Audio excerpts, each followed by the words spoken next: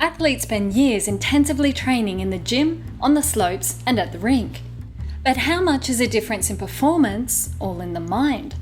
Researchers have studied the effectiveness of motor imagery techniques, where instead of physical practice, athletes visualize their path to victory. In one study, competitive skiers were broken up into 3 groups: dynamic imagery, static imagery, and a control group. The dynamic imagery group stood in their ski gear on a ski slope while they imagined themselves completing a downhill slalom course. The static imagery group sat inside while they imagined completing the course. And the control group only stretched and didn't use imagery at all.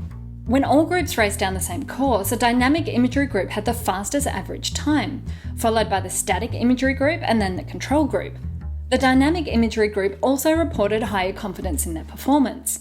Mental practice, rehearsing a motor skill in your mind, can actually improve physical performance. Studies have shown that mental practice can improve the accuracy of tennis serves and hockey shots, and the effectiveness of motor imagery is improved if it's done in an environment similar to the one you compete in, like on a ski slope.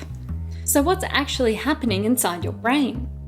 Brain imaging studies show when you imagine a movement, the same areas of your brain are triggered as when you actually perform that movement. For example, when people imagine walking, their primary motor cortex lights up. This area usually generates neural impulses that pass down the spinal cord and tell your legs to walk. The only difference with motor imagery is that no movements actually occur. It's all in the mind. So this mental training is similar to physical training.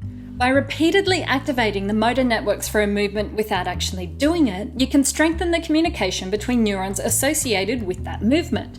This is the same way physical practice improves performance. Athletes obviously need to train their bodies with physical practice, but training their brains can improve the accuracy of their shots without them even lifting a finger. So what happens to athletes' bodies when they train and compete at altitude? Check out Untamed Science for a biological take on peak performance. And subscribe to Braincraft for a new video every other week.